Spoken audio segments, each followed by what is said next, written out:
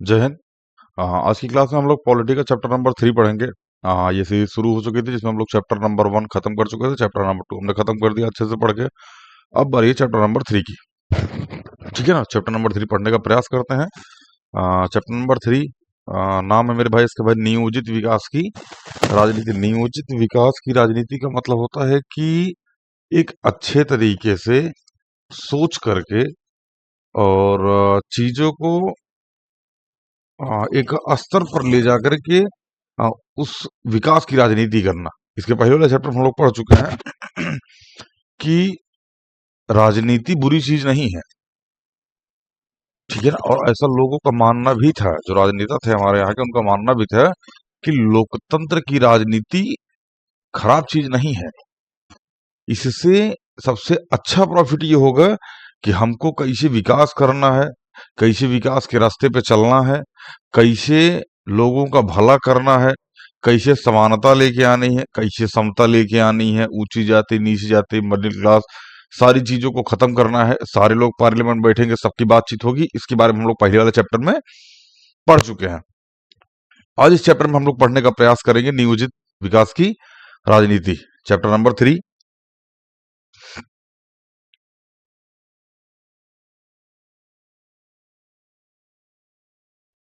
इस अध्याय में पिछले 2 अध्याय में हमने पढ़ा कि स्वतंत्र भारत में नेताओं ने कैसे राष्ट्र निर्माण और लोकतंत्र कायम करने की चुनौतियों का सामना किया।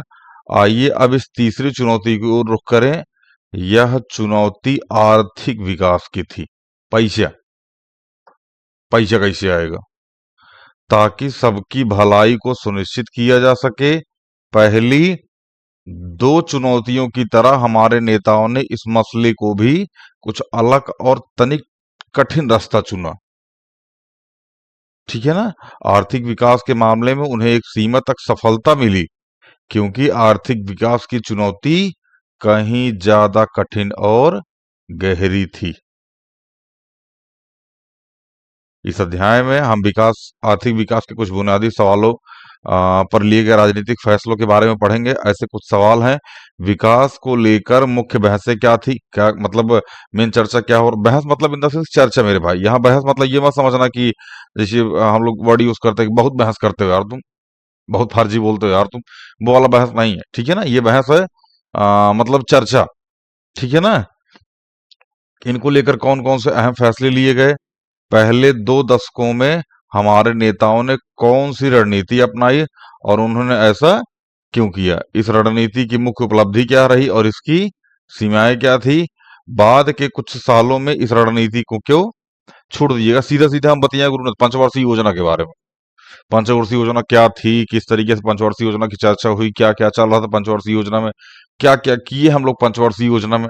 ठीक है ना, कितनी पंचवर्षीय योजना आई, कब पंचवर्षीय योजना भंग कर दी गई, फिर दोबारा कब स्टार्ट की गई, बहुत सारी चीजें इसके बारे में पढ़ेंगे।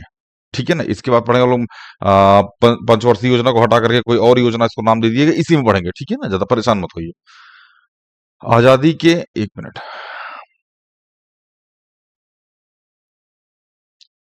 आजादी के बाद के शुरुआती के 2 दशकों की आधुनिक भारत के निर्माण के प्रयास हुए और इससे सार्वजनिक क्षेत्र की विकास की परियोजना की मुख्य भूमिका रही। इस तरह के डाक टिकट के इस बात की एक झलक मिलती है। आजकल ऐसे डाक टिकट कुछ खास देखने में नहीं आते। क्या आप रोज मतलब एक तरीके से ये रहे कुछ डाक टिकट। ठीक है ना, इंडिया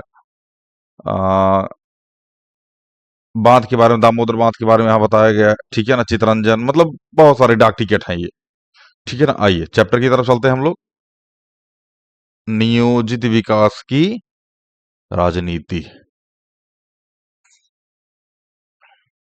राजनीतिक फैसले और विकास। पढ़ना मेरे भाई, चैप्टर बढ़िया है कुल मिला के। ठीक है ना, मजा आएगा अगर ध्यान से पढ़ोगे तो। ठीक है ना, ध्यान से पढ़ोगे तो चैप्टर पढ़ने में बहुत अच्छा लगेगा। 1 मिनट 1 मिनट, सही हो जाए भाई, तुम काहे नौटंकी कर रहा। ये थोड़ा बड़ा कर देना, इसको जूम कर दे, ज्यादा अच्छा लगेगा देखने में। आइए,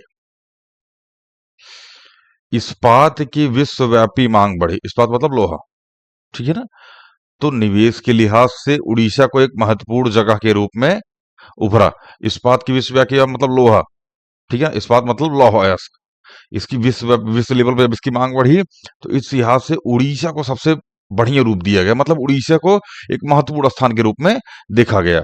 उड़ीसा में लौह अयस्क का विशाल भंडार था, अभी इसका दोहन बाकी था। उड़ीसा की राज्य ने लौह सरकार की इस अप्रत्याशित मांग को भुनाना चाहा। भुनाना मतलब इन द सेंस कि उसको खर्च करना। खर्च मतलब इन द सेंस, जैसे मान लीजिए हमने कहा भैया हमको 50 रुपए की नोट लेके हमको 10-10 का 5 नोट दे दीजिए, इसको बोलते भुनाना। 50 रुपए की नोट को भुनवा दिए। समझ में आ रहा है कि नहीं आ रहा है? हमने कहा हमको 100 रुपये लेकर के हमको 100 रुपये का चिल्लर दे दीजिए, 1 1 रुपये का। समझ में आ गया? इसको बोलते भुनाना। कहने का मतलब उन्होंने कहा कि लौह अयस्क हमारे यहाँ से ले लो, उसके बदले में हमको पैसा दे दो। इसी को बोलते हैं भुनाना। उन्होंने अंतर्राष्ट्रीय इस्पात निर्माताओं और राष्ट्रीय स्तर के इस्पात निर्माताओं के साथ सहमति पत्र पर हस्ताक्षर किए। सरकार सोच रही थी कि इसके राज्य में जरूरी पूंजी निवेश भी हो जाएगा।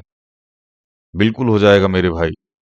अगर अंतर्राष्ट्रीय इस्पात निर्माता जो है वो भी उड़ीसा में आकर के अपना प्लांट लगाएंगे, वहां से कोयला निकाल सॉरी लौह अयस्क निकालने का प्रयास करेंगे, जो राष्ट्रीय स्तर की कंपनियां हैं वो भी वहां अगर आ, उसको निकालने का प्रयास करेंगे, तो गवर्नमेंट के पास पैसा अच्छा खासा आएगा और रोजगार के अवसर भी बड़ी संख्या में सामने आएंगे। लौह अयस्क के ज्यादातर भंडार उड़ीसा के सर्वाधिक अविकसित इलाकों में हैं, खासकर इस राज्य के आदिवासी बहुल क्षेत्रों में। मतलब जो आदिवासी वाला क्षेत्र है उस क्षेत्रों में ये लौह अयस्क की मात्रा आपको ज्यादा देखने को मिलेगी। आदिवासियों को डर है कि अगर यहाँ उद्योग लग गए तो उन्हें अपने घर बार से विस्थापित होना पड़ेगा। डर सबको लगता है मेरे भाई, ठीक है ना? तो आदिवासियों को डर था कि कहीं ऐसा ना हो यार कि यहाँ पर उद्योग लगा दें, और उद्योग लगा देंगे तो हमें यहाँ से छोड़ के जाना पड़ेगा, और अगर हमें यहाँ से छोड़ के जाना पड़ा तो हम जाएंगे कहाँ? समझ में आ रहा है कि नहीं आ रहा है? और आजीविका भी छीन जाएगी। जिस जो पहले ये लोग काम कर रहे थे वो भी हट जाएगा। अब वहां कुछ ना कुछ पहले तो आजीविका चलाने के लिए कर ही रहे होंगे ये लोग। जब वहां कंपनियां लगेंगी, फैक्ट्रियां लगेंगी, जाहिर सी बात है वहां लोगों का विस्थापन होगा। लेकिन विस्थापन होने के साथ साथ उनको नौकरियां भी मिलेंगी। लेकिन मेरे भाई, नौकरियां किसको मिलेंगी? क्या जो विस्थापित किए जा रहे हैं वो, या जो योग्य हैं वो? जाहिर सी बात है जो योग्य है वो।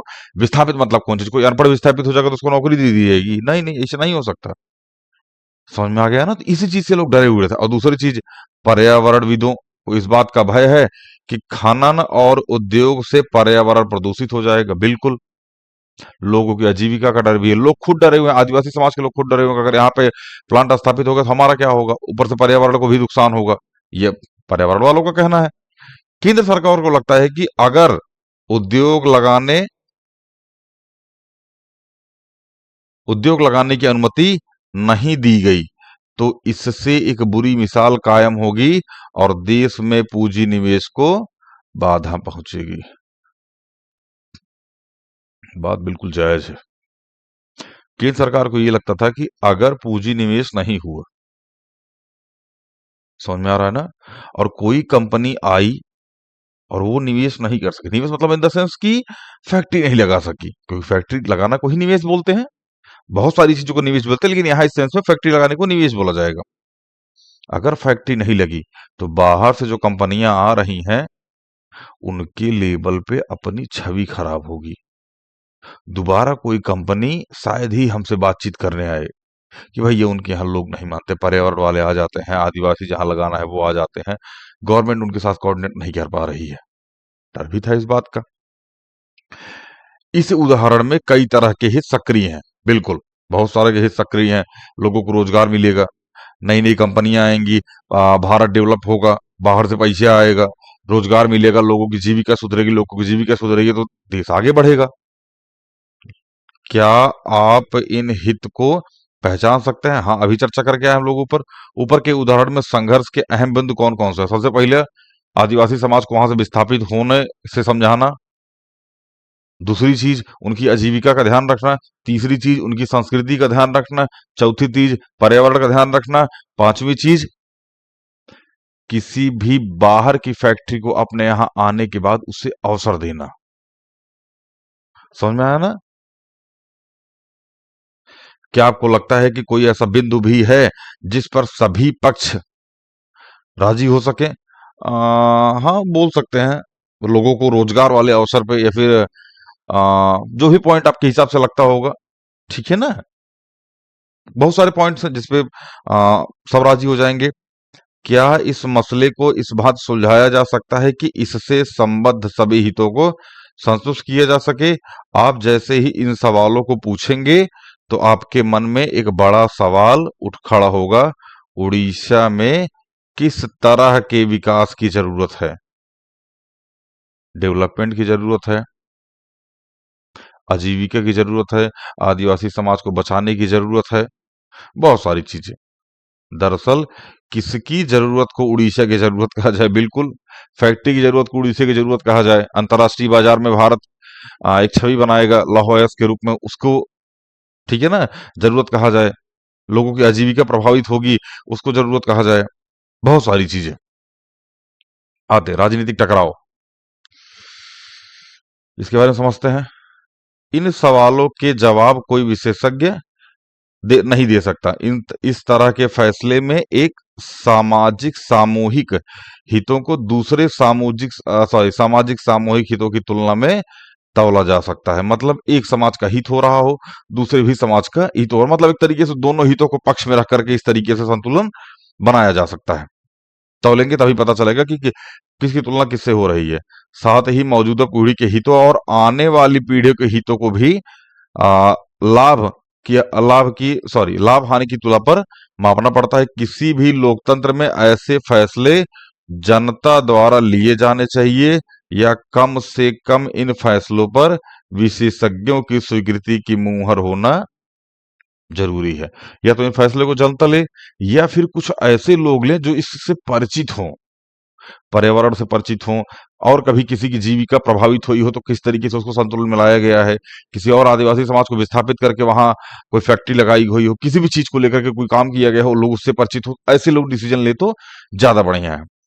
खनन, पर्यावरण, अर्थशास्त्र के विशेषज्ञों की राय जानना महत्वपूर्ण है, लेकिन अंतिम निर्णय निश्चित तौर पर राजनीतिक निर्णय होना चाहिए। अब ध्यान समझना, यहाँ राजनीतिक का मतलब होता है पॉलिटिक्स। पॉलिटिक्स तो मतलब ठीक है, लेकिन ये गांव वाली पॉलिटिक्स नहीं। यहाँ राजनीतिक का मतलब होता है लोकतंत्र वाली राजनीति, लोगों का कल्याण वाली राजनीति। समझ में आ रहा है ना? जनप्रतिनिधि जनता की भावनाओं को समझते हैं, और जनप्रतिनिधियों को ही ऐसे फैसले लेने चाहिए। देखो, जनप्रतिनिधि सीधा सीधा बोले तो एक ऐसा टॉपिक है मेरे भाई ने, आप आज के जनप्रतिनिधि के बारे में क्या ही बताइए, चुट्टा कुछ कुछ बोल के कहीं कहीं कोनों ने तो चल जा रहा, ठीक है ना। जनप्रतिनिधि का मतलब होता है कि किसी 100 लोगों में एक ऐसा जिंदा इंसान, जिंदा मतलब दिमाग से जिंदा इंसान, जो लोगों के हितों की बात करे। आप जिस क्षेत्र में रहते होंगे उस क्षेत्र के लोगों के बारे में आप ज्यादा जानते होंगे, तो जाहिर सी बात है अगर उस क्षेत्र से आपको उठाया जाए तो आप ज्यादा बेहतरीन तरीके से उस क्षेत्र के बारे में बता सकते हैं। अगर आपसे कोई ज्यादा पढ़ा लिखा होगा या आपसे कोई ज्यादा पुराना होगा तो और विस्तार से उस क्षेत्र के बारे में बता सकता है, या कैसे कैसे सुधार की जाए इस बारे में वो चर्चा कर सकता है। समझ में आ रहा है ना? आइए, आजादी के बाद अपने देश में ऐसे कई फैसले लिए गए, इनमें से कोई भी फैसला बाकी फैसलों से मुंह फेर कर नहीं लिया जा सकता था। सारे के सारे फैसले आपस में आर्थिक विकास के एक मॉडल, या यूं कहें कि एक विजन से बंधे हुए थे। आपके पापा के द्वारा लिया गया कोई भी डिसीजन आज के 10 साल बाद का कोई घटना हुई तो वो उस घटना से 5, 6, 7 साल पहले किसी न किसी घटना से जरूर लिंक कर रहा होगा। कहने का मतलब यह है कि अगर आज कोई डिसीजन लिया गया और उसका प्रभाव आज के 10 साल बाद पड़ा, तो जो 10 साल बाद खड़ा हुआ व्यक्ति है वो ये बोलेगा कि जो पुराना फैसला लिया गया था ये उससे मिलता जुलता है। इसके पहले वाली चीजों में आपने पढ़ चुका होगा, राष्ट्रीय जनसंघ के बारे में, आरएसएस के बारे में। बीजेपी उसी आरएसएस, उसी जनसंघ की जड़, मतलब एक तरीके से उसी जड़ से जुड़ी हुई है। समझ में आ रहा है कि नहीं आ रहा है? तो कहीं ना कहीं जो नई चीजें होंगी वो इससे जुड़ी होंगी, ठीक है ना, एक पुराना विजन होगा। लगभग सभी इस बात पर सहमत थे। भारत के विकास का अर्थ आर्थिक समृद्धि और आर्थिक सामाजिक न्याय दोनों से ही है। इस बात पर भी सहमति थी कि इस मसले को व्यवसायी, उद्योगपति और किसान के भरोसे नहीं छोड़ा जा सकता। केवल 3 लोग इसमें इन्वॉल्व ना हो। कौन कौन इन्वॉल्व होगा, आइए समझते हैं। सरकार को इस मसले में प्रमुख भूमिका निभानी चाहिए। केवल व्यवसायी, उद्योगपति या किसान के भरोसे डिसीजन मत लीजिए, गवर्नमेंट भी इसमें इन्वॉल्व हो। बहरहाल आर्थिक समृद्धि हो और सामाजिक न्याय भी मिले, इसे सुनिश्चित करने के लिए सरकार कौन सी भूमिका निभाए, इस सवाल पर मतभेद थे। क्या कोई ऐसा केंद्रीय संगठन जरूरी है जो पूरे देश के लिए योजना बनाए? क्या सरकार को कुछ महत्वपूर्ण उद्योग, व्यवसाय खुद चलाने चाहिए? हाँ भैया, आज के टाइम में गवर्नमेंट हेल्थ, शिक्षा और परिवहन को आज भी बहुत सारी, परमाणु ऊर्जा को, बहुत सारी चीजों को अपने पास ही रखती है। किसी प्राइवेट कंपनी को अलाउ नहीं करती। जैसे परमाणु ऊर्जा, उसमें किसी प्राइवेट कंपनी को अलाउ नहीं करेगी वो। समझ में आ रहा है? हेल्थ में तो प्राइवेट सेक्टर, गवर्नमेंट सेक्टर दोनों चलते हैं। ठीक है ना? परिवहन में भी गवर्नमेंट सेक्टर ही है, प्राइवेट सेक्टर नहीं है। ठीक है ना? मतलब रोड बनाने का काम केवल गवर्नमेंट का ही, प्राइवेट कंपनियों, किसी और प्राइवेट कंपनी का नहीं। प्राइवेट कंपनी टेंडर लेने आती है, लेकिन पूरा काम गवर्नमेंट का ही होता है। समझ में आया ना? अगर सामाजिक न्याय आर्थिक समृद्धि की जरूरतों के आड़े आता है तो ऐसी सूरत में सामाजिक न्याय पर कितना जोर देना उचित होगा। इसमें से प्रत्येक सवाल पर टकराव हुए जो आज तक जारी हैं, जो फैसले लिए गए उनके राजनीतिक परिणाम सामने आए। इनमें से अधिकतर मसलों पर राजनीतिक रूप से कोई फैसला लेना ही था और इसके लिए राजनीतिक दलों से सलाह मशवरा करना भी जरूरी था। साथ ही जनता की स्वीकृति भी हासिल करनी थी। इसी कारण भारत की राजनीति के इतिहास को जानने के लिए हमें विकास के कथाक्रम को पढ़ना जरूरी है। आइए विकास की धारणाएं, इस टॉपिक को समझते हैं हम लोग। अक्सर इन टकराव के पीछे विकास की धारणाओं का हाथ होता है। विकास, डेवलपमेंट, टिंकू वाला विकास नहीं। समझ में आया? उड़ीसा के उदाहरण से हमें पता चलता है कि इतना कह देने भर से बात नहीं बनती कि अगर कोई विकास करना, सॉरी, हर कोई विकास करना चाहता है। केवल इतना कह देने से भर से बात नहीं बनती। जनता के विभिन्न तबकों के लिए विकास के अर्थ अलग अलग होते हैं। मिसाल के लिए इस्पात संयंत्र बैठाने की योजना बना रहे उद्योगपति, इस्पात के किसी शहर उपभोक्ता और इस्पात संयंत्र के लिए प्रस्तावित इलाके में रह रहे किसी आदिवासी के लिए विकास का अर्थ अलग अलग होगा। बिल्कुल मेरे भाई, उद्योगपति के लिए इस्पात संयंत्र बैठाने की योजना क्या होगी? पैसा कमाना। समझ में आ रहा है ना? वहां जो आदिवासी रहेंगे उनके लिए विकास का क्या मतलब होगा कि उस एरिया में रहने वाले लोगों को रोजगार मिले। कंपनी का क्या मतलब होगा कि यहां से हम सामान निकाल के बाहर बेचेंगे तो हमको बेनिफिट होगा। समझ में आ गया ना? कि इस कारण विकास से जुड़ी कोई भी चर्चा विवादों से परे नहीं होती। सीधा सीधा आपको बोल रहे, अगर आपने पुरानी किताब पढ़ी हो क्लास 10th की, उसमें स्वराज करके एक वर्ड था। स्वराज का मतलब सबने अलग अलग माना था। महिलाओं ने अलग माना था कि उनको पढ़ाई का अवसर मिलेगा, बाहर निकलने का अवसर मिलेगा, वोट देने का अवसर मिलेगा। जो लोग चाय की बागानों में काम कर रहे थे उनका मतलब ये था कि भैया हमको चाय की बागान से मिलने का अवसर मिलेगा, हम अपनी एरिया में घूम पाएंगे, घर वापस जा पाएंगे। रिलेकर बेचारियों का मतलब था कि हम जबरदस्ती हमसे काम नहीं कराया जाएगा, हम अपने तरीके से काम कर सकेंगे, हमको 8 घंटे केवल ड्यूटी करनी पड़ेगी। मतलब सबके हिसाब से स्वराज का मतलब अलग अलग था। सेम कंडीशन यहाँ है। उद्योगपति के हिसाब से विकास की धारणा अलग है और आदिवासी के हिसाब से विकास की धारणा मेरे भाई अलग है। आई आजादी के बाद पहले दशक में इस सवाल पर खूब बहसें हुई। उस वक्त लोग बाग विकास की बात आते ही पश्चिम का हवाला देते थे। विकास का पैमाना पश्चिमी मुल्क है, ऐसा लोग कहते थे। आज भी एक अर्थ में हम इस बात को लक्ष्य कर सकते हैं। विकास का अर्थ था ज्यादा से ज्यादा आधुनिक होना, और आधुनिक होने का अर्थ था पश्चिमी औद्योगिक देशों की तरह होना। वही अमेरिका क्या कहता था? अमेरिका क्या कहता था? वही वाला समझ में आया ना? माना जाता था कि पश्चिमी मुल्कों की तरह हर देश को आधुनिकीकरण की प्रक्रिया से गुजरना होगा, जिस तरह पश्चिमी मुल्कों में आधुनिकीकरण के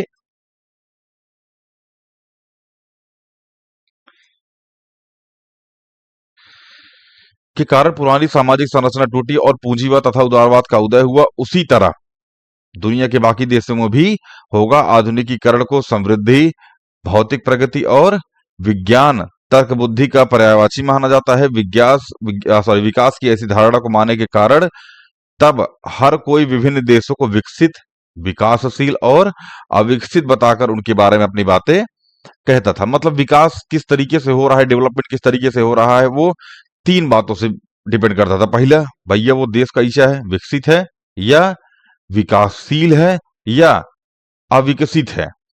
मतलब गरीब है, मिडिल क्लास है या टॉप क्लास का है।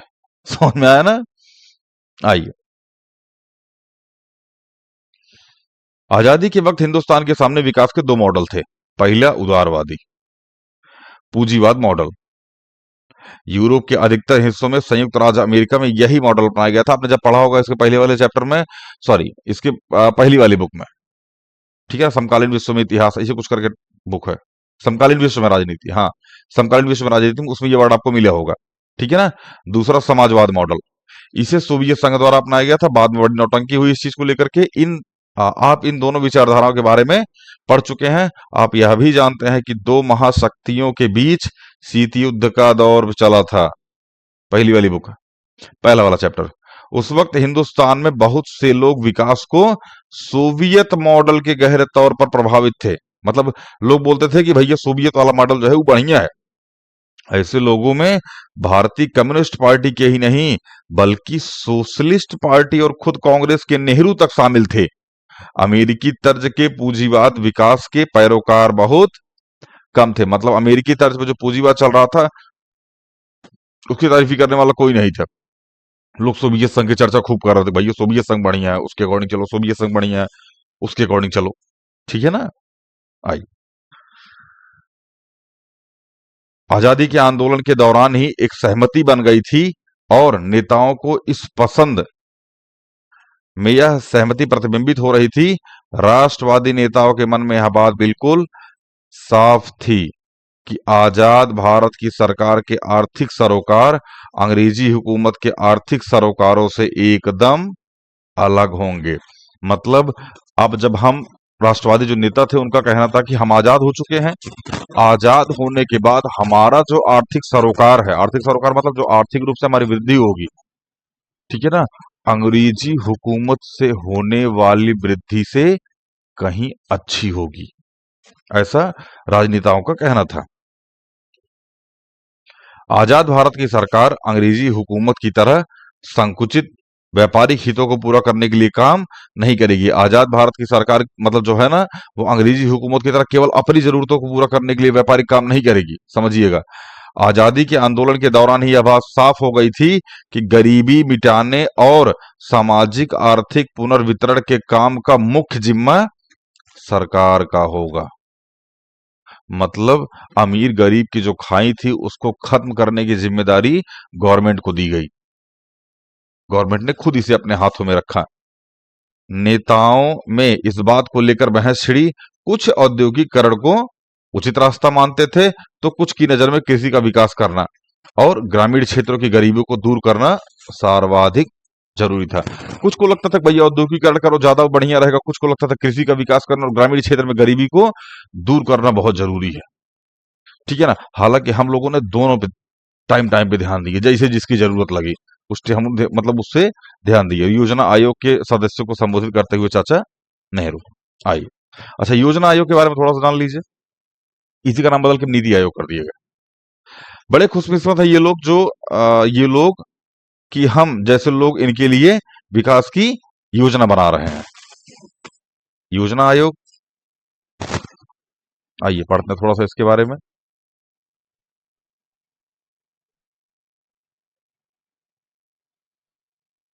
योजना आयोग, पिछले साल आपने भारतीय संविधान सिद्धांत और व्यवहार नाम की किताब पढ़ी थी। क्या आप बता सकते हैं कि इसमें योजना आयोग का जिक्र आया था या नहीं? बिल्कुल। दरअसल योजना आयोग का जिक्र इस किताब में कहीं नहीं है। लो, हम तो बोल रहे थे आया था, ये बोल रहे हैं नहीं आया था। क्योंकि योजना आयोग संविधान द्वारा स्थापित बाकी आयोगों अथवा दूसरे निकायों की तरह नहीं है। योजना आयोग का संविधान में कोई खास चर्चा नहीं है। आइए समझते हैं, पढ़ते रहिएगा इसको। योजना आयोग की स्थापना मार्च 1950 में भारत सरकार के सीधे साधे प्रस्ताव के जरिए की गई। यह आयोग एक सलाहकार की भूमिका निभाता है, मतलब सलाह देता है। किस चीज की सलाह? और इसकी सिफारिशें तभी प्रभावकारी हो पाती है जब मंत्रिमंडल उन्हें मंजूर करे। बहुत सारी सलाह, आर्थिक सलाह, राजनीतिक सलाह, लोकतांत्रिक सलाह, समझ में आ रहा है, गरीबी उन्मूलन सलाह, कृषि विकास सलाह, औद्योगिक निर्माण सलाह, बहुत सारी सलाहों को ये देता है। जिस प्रस्ताव के जरिए योजना की स्थापना हुई थी उसमें उसके कार्यों के दायरों का उल्लेख करते हुए कहा गया था। समझिएगा इसको।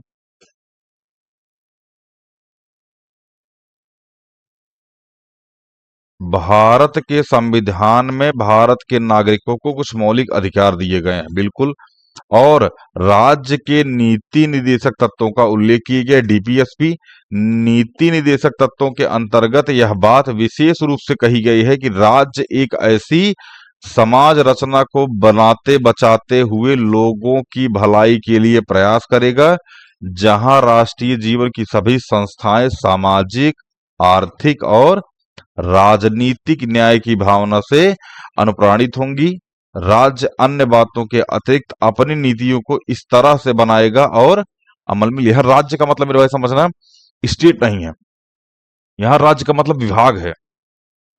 विभाग मतलब जैसे बिजली विभाग, बीसीसीआई, रेलवे, समझ में आया ना, परमाणु ऊर्जा और संयंत्र, ये सब अपने आप में एक विभाग है। समझ में आया ना, संस्था। स्त्री और पुरुष सभी नागरिकों को आजीविका के पर्याप्त साधन, बराबर मात्रा में अधिकार होगा, इनका बराबर बराबर अधिकार होगा। समुदाय के भौतिक संसाधनों की मिल्कियत और नियंत्रण को इस तरह बांटा जाएगा कि उनमें सर्वसामान्य की भलाई हो।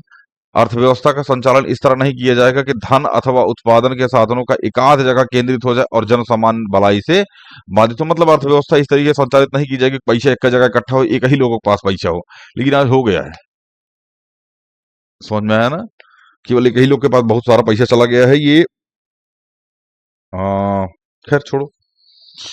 इंटरनेशनल, इंटरनेशनल अगर आप बात करेंगे तो लोग आपको इंटरनेशनल बोलने लगेंगे, ठीक है ना। आपको कांग्रेसी बोलने लगेंगे, आपको आम आदमी पार्टी के कार्यकर्ता बोलने लगेंगे, ये बोलने लगेंगे, वो बोलने लगेंगे, ठीक है ना।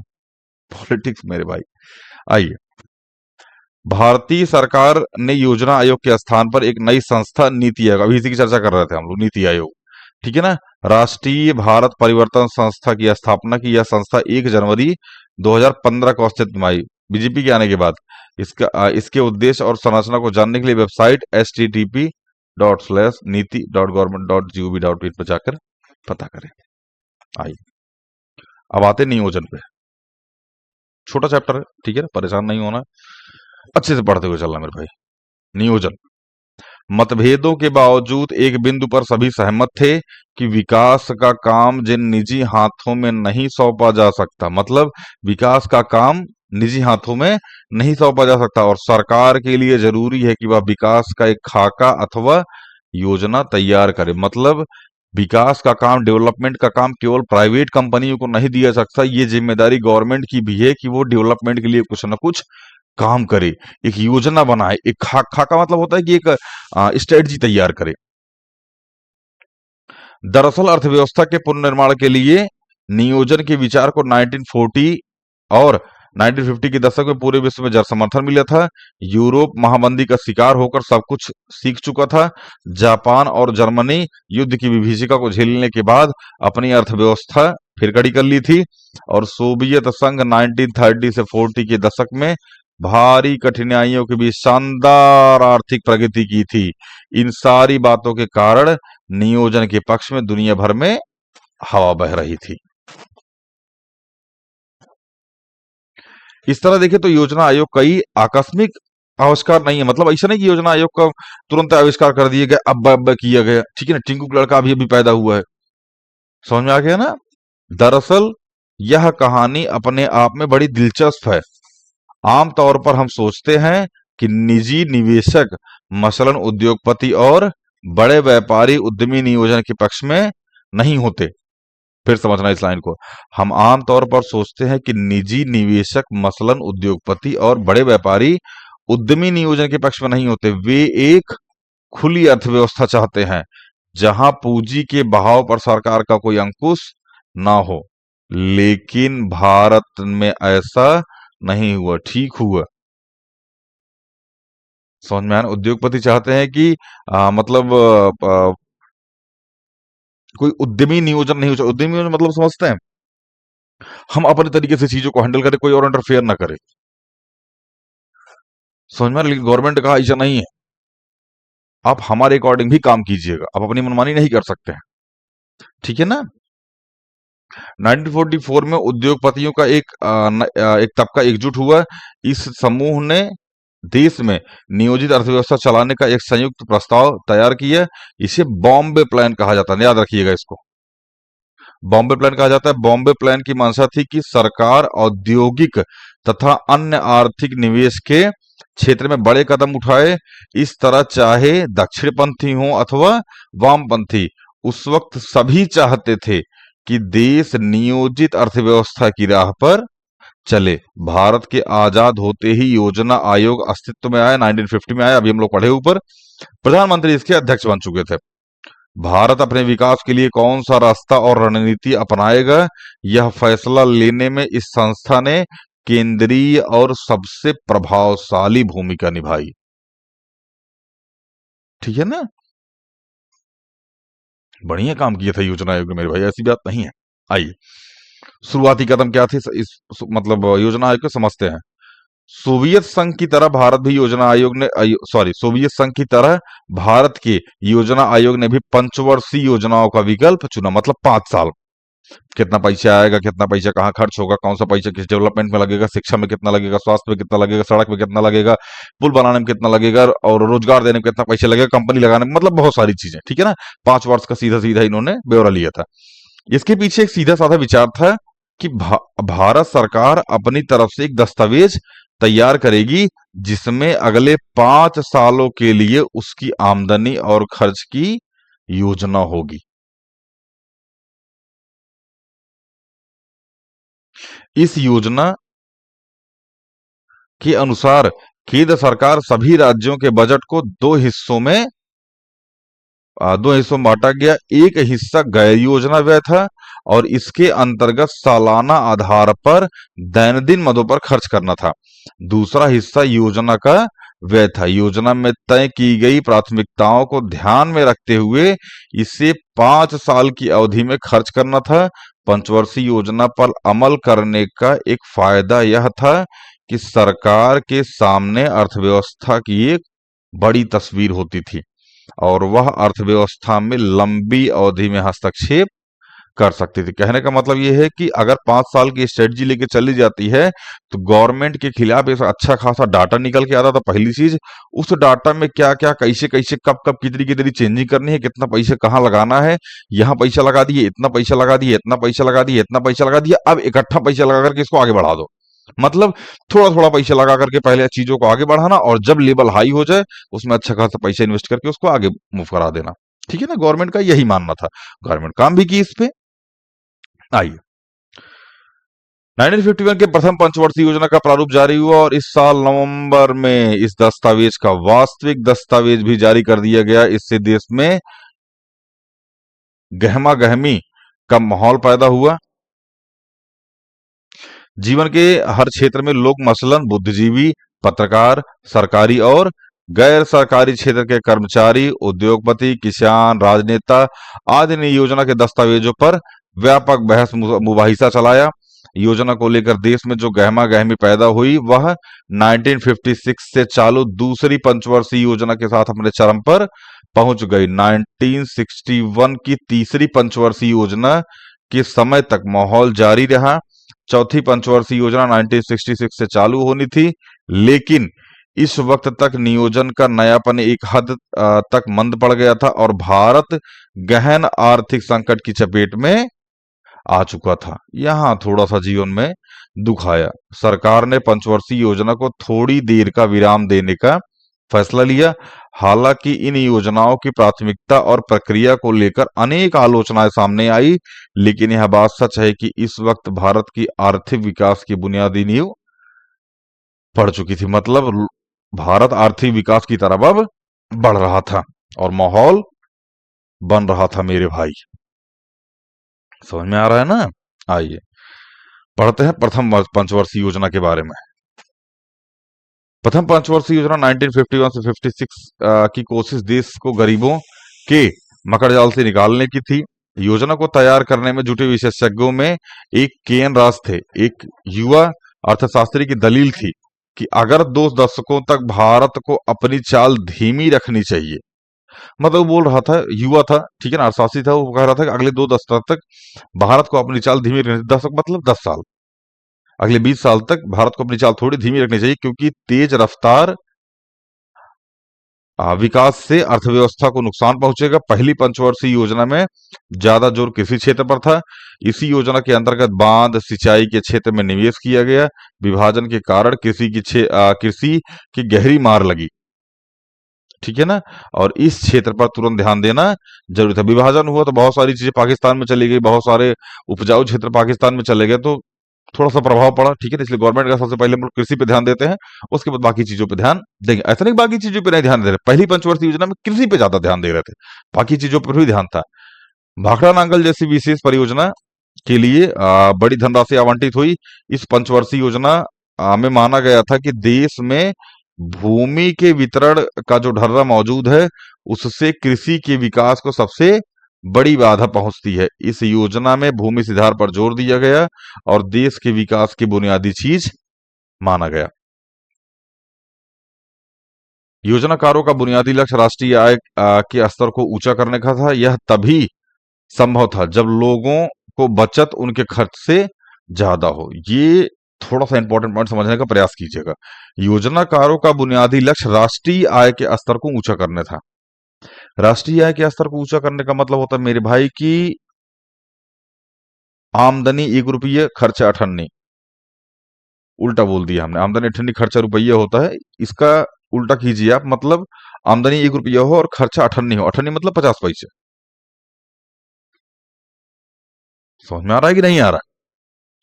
तो राष्ट्रीय आय का स्तर ऊंचा तभी होगा जब लोगों की बचत जो होगी उनके खर्च से ज्यादा होगी, अन्यथा कभी भी राष्ट्रीय आय में कोई ऊंचा स्तर देखने को आपको नहीं मिलेगा। 1950 के दशक में खर्च का स्तर भी बहुत नीचे था। इसे अब और कम नहीं किया जा सकता। जाहिर सी बात है, लोग कम खर्च करते थे, अभी अभी आजाद हुए थे, पैसा था ही नहीं तो खर्च कहां से करते, लिमिटेड चीजों में जीवन जीते थे।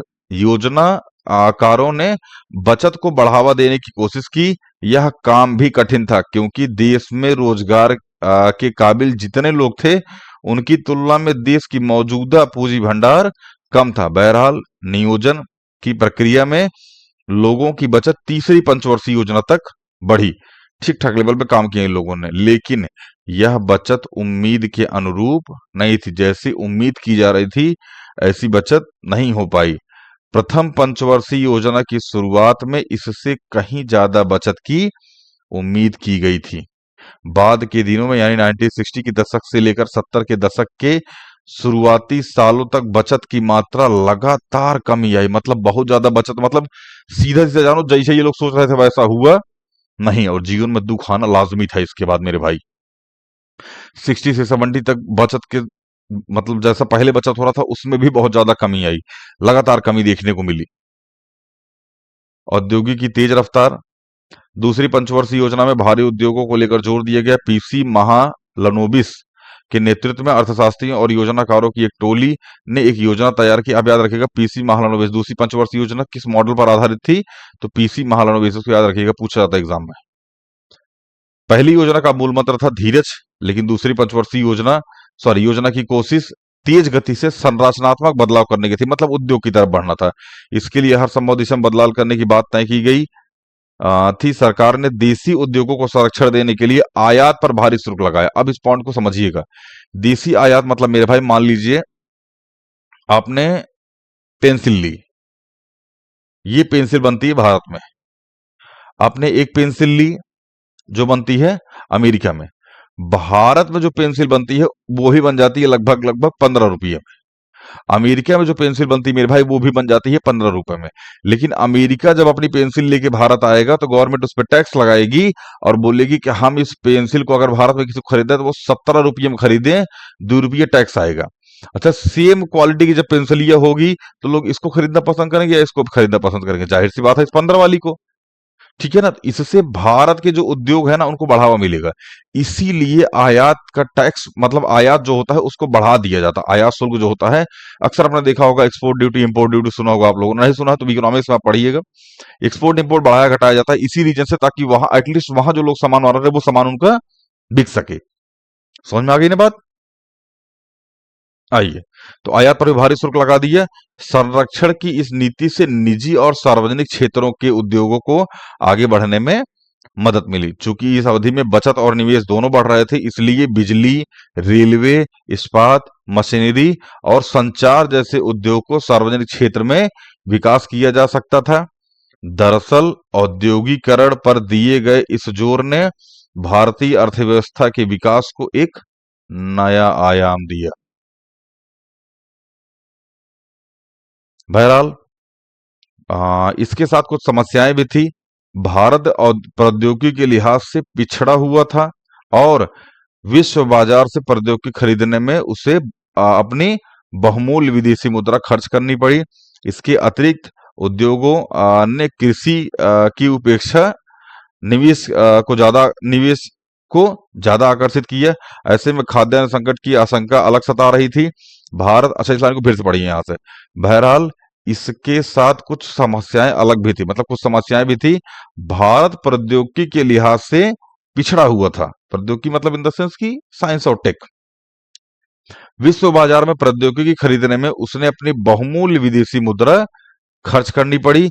इसके अतिरिक्त उद्योगों में कृषि की उपेक्षा निवेश को ज्यादा आकर्षित किया। मतलब उद्योग में लोग पैसा ज्यादा लगाने लगे और कृषि में लोग पैसा कम लगाने लगे।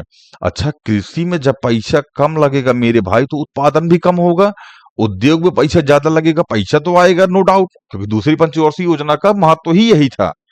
लेकिन एक नुकसान हुआ इससे ना, खाद्य संकट की आशंका अलग से सताने लगी कि लोग कृषि की तरफ ध्यान ही देना बंद कर रहे हैं। ये अलग चौपट हो रहा था।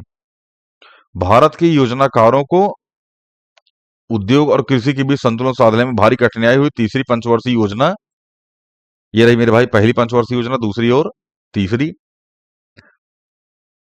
दूसरी योजना से कुछ खास अलग रही थी। आलोचकों ने ध्यान दिलाया कि इस समय योजना की रणनीति में धीरे धीरे शहरों की तरफदारी होती नजर आ रही है। कुछ अन्य लोगों का मानना था कि कृषि की जगह उद्योग को प्राथमिकता देकर गलती हो गई। कुछ ऐसे लोग भी थे जो चाहते थे कि भारी उद्योगों की जगह कृषि आधारित उद्योगों पर जोर दिया जाए। बहुत सारे लोग थे, उनका अलग अलग मानना था कि कृषि को ज्यादा ध्यान देना चाहिए था, फालतू में उद्योग की तरफ चले गए, उद्योग की तरफ उतना ध्यान नहीं देना चाहिए था। अरे चचा, खैर ये जो भी था ठीक है ना।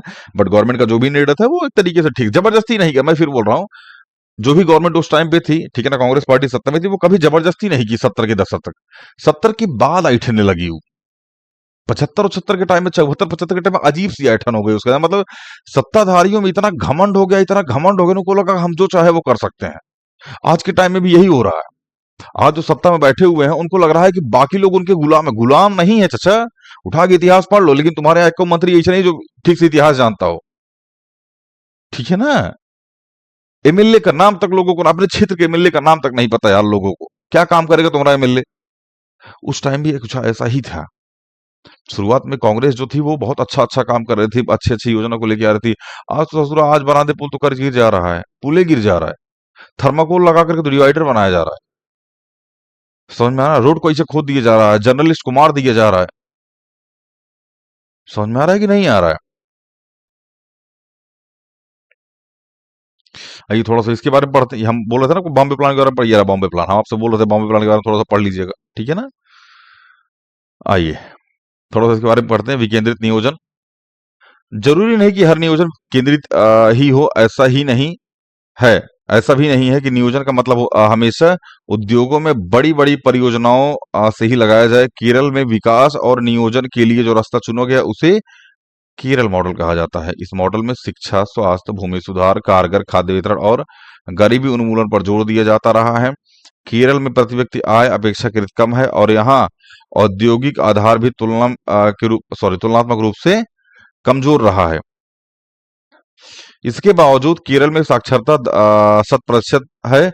आयु प्रत्याशा बढ़ी और वहां शिशु मृत्यु दर, मातृ मृत्यु दर, जन्म दर भी कम है। केरल में लोगों को कहीं ज्यादा चिकित्सा सुविधा मुहैया कराई जाती है। 1987 से 1991 के बीच सरकार ने नौ लोकतांत्रिक पहल नाम से अभियान चलाया। इसके अंतर्गत विकास के अभियान चले जिसमें विज्ञान और पर्यावरण के मामले में 100% साक्षरता का अभियान शामिल है। इन अभियानों की रूपरेखा इस तरह बनाई गई थी कि लोगों को स्वयं सेवी नागरिक संगठनों के माध्यम से विकास की गतिविधियों में सीधे शामिल किया जा सके। केरल में इस बात के भी प्रयास किए गए कि लोग पंचायत, प्रखंड और जिला स्तर की योजनाओं को तैयार करने में शामिल हो। ठीक है ना। आप इस चैप्टर को एक बार ठीक से पढ़ लीजिएगा, दोबारा पढ़ लीजिएगा, इसके क्वेश्चन आंसर कर लीजिएगा। कोई डाउट आए तो हमको कमेंट कर दीजिएगा, ठीक है ना। हम आपका डाउट ले लेंगे, ठीक है ना। कर लीजिएगा मेरे भाई इसको। मिलते हैं अगली वीडियो में। जय हिंद।